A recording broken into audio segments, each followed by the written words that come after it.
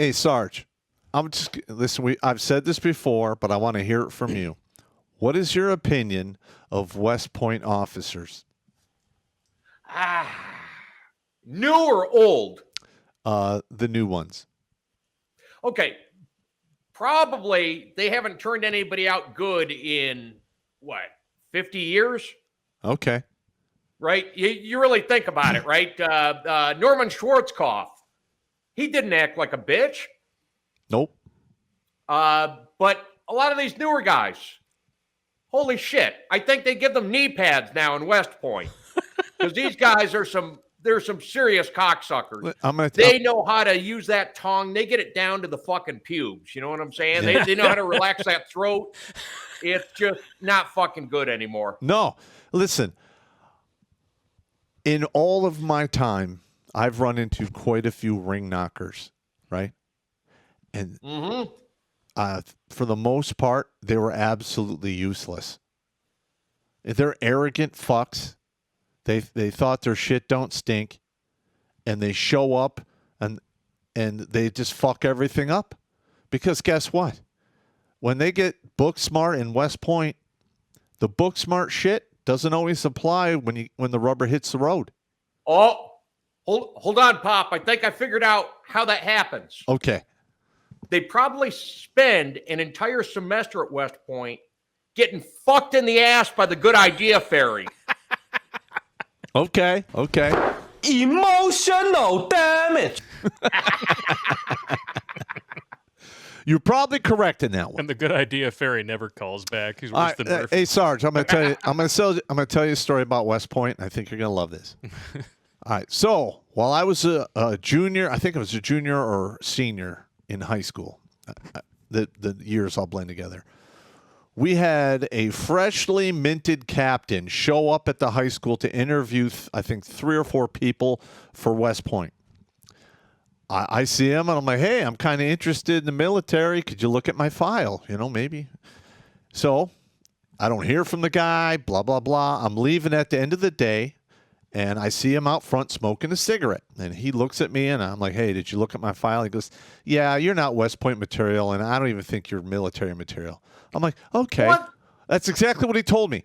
It didn't hurt my feelings or anything, because at that time, I really wasn't planning to go in the military. I was just asking. All right. So fast forward several years, and this same captain is now, I believe, a newly minted major, and we're in SFAS, Selection for Special Forces.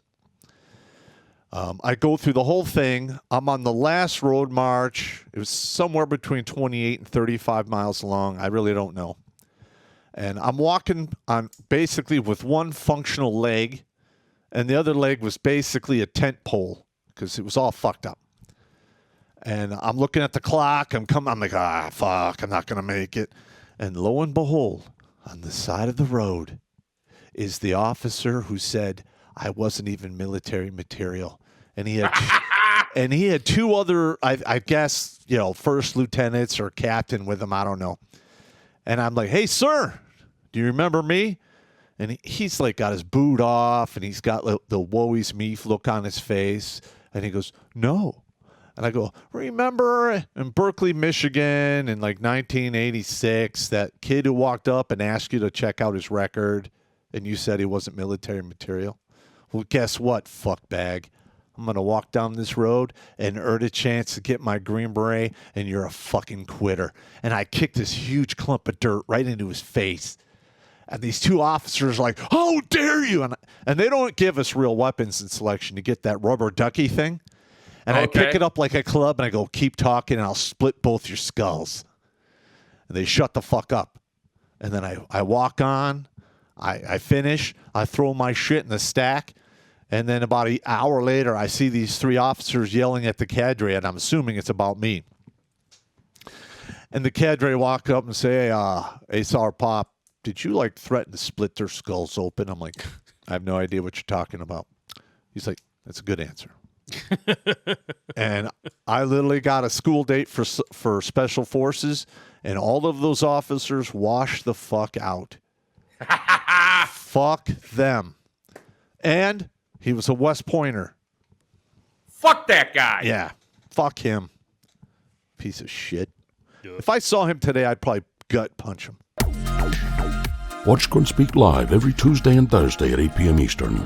And if you want to join Pop for Supporter Sundays, go to redonkulous.com/donate and make a monthly pledge. A link is in the Meat Gazer box.